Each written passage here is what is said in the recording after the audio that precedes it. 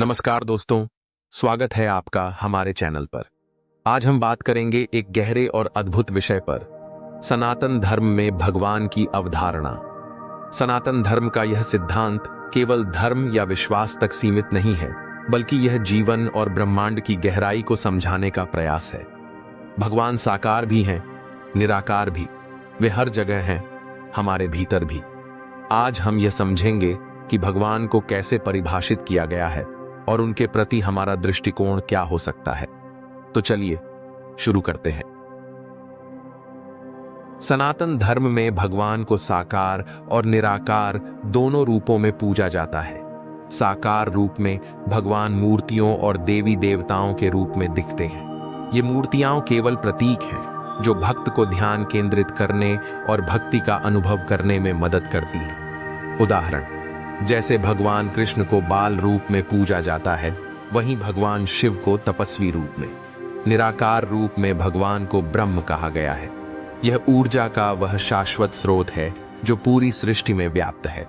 यह वह चेतना है जो हर जीवित और निर्जीव वस्तु में मौजूद है। क्यों दोनों रूप?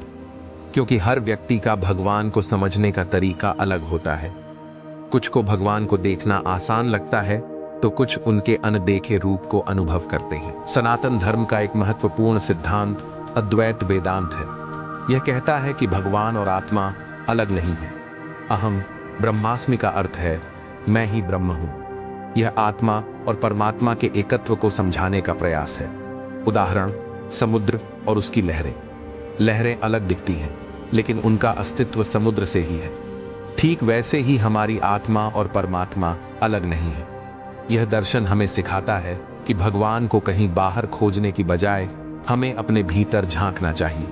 ध्यान, साधना और योग के माध्यम से हम इस सत्य को अनुभव कर सकते हैं। सनातन धर्म का एक और सुंदर पहलू है इष्ट देवता। क्या है इष्ट देवता? यह वह देवी देवता हैं जिनके प्रति आपका लगाव या विश्वास सबसे अधिक है। उदाहरण, एक किसान भगवान शिव को अपने इष्ट मान सकता है क्योंकि वे तपस्वी और सरलता के प्रतीक हैं। एक व्यापारी देवी लक्ष्मी को अपने इष्ट मान सकता है क्योंकि वे समृद्धि का प्रतीक हैं। स्वतंत्रता। सनातन धर्म कहता है कि आप भगवान के किसी भी रूप में विश्वास कर सकते हैं। यह विविधता में एकता की सुंदर मिसाल है। सनातन धर्म में त्रिदेवों की अवधारणा बहुत महत्वपूर्ण है। त्रिदेव कौन है? 1. ब्रह्मा, सृष्टि के निर्माता। 2. विष्णु, पालनकर्ता। 3. महेश, शिव, संहारक। इन तीनों देवताओं का कार्य है सृष्टि का निर्माण, पालन और नवीनीकरण। त्रिदेवियां: 1. सरस्वती, ज्ञान की देवी। 2. लक्ष्मी, धन और समृद्धि की देवी। 3. पार्वती, दुर्गा, शक्ति की देवी। यह त्रिदेव और त्रिदेवियां सृष्टि के संतुलन को बनाए रखते हैं। सनातन धर्म में भगवान को सर्वव्यापक माना गया है। इसका मतलब है कि भगवान हर जगह है। उदाहरण, जब सूरज उगता है वह हर किसी को रोशनी देता है। यह भगवान का रूप है। पानी, हवा और धरती, ये सब भगवान के विभिन्न स्वरूप हैं। यही कारण है कि सनातन धर्म में प्रकृति की पूजा की जाती है।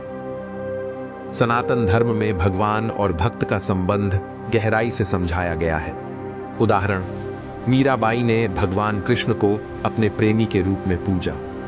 अर्जुन ने भगवान कृष्ण को अपने मार्गदर्शक के रूप में देखा। हनुमान ने भगवान राम को अपने स्वामी और मित्र के रूप में माना। यह हमें सिखाता है कि भगवान को महसूस करने के लिए हमें उन्हें किसी विशेष भूमिका में देखने की जरूरत नहीं है। वे हमारे मित्र, माता पिता और शिक्षक सब कुछ हो सकते हैं। तो दोस्तों, यह था सनातन धर्म में भगवान की अवधारणा का विस्तृत परिचय। भगवान को समझने और महसूस करने के अनगिनत रास्ते हैं। वे साकार भी हैं, निराकार भी। वे हमारे चारों ओर हैं और हमारे भीतर भी। अगर आपको यह वीडियो पसंद आया हो तो इसे लाइक करें, अपने दोस्तों के साथ शेयर करें और चैनल को सब्सक्राइब करना न भूलें। अगले वीडियो के लिए कमेंट करें कि आप किस विषय पर जानना चाहते हैं। धन्यवाद।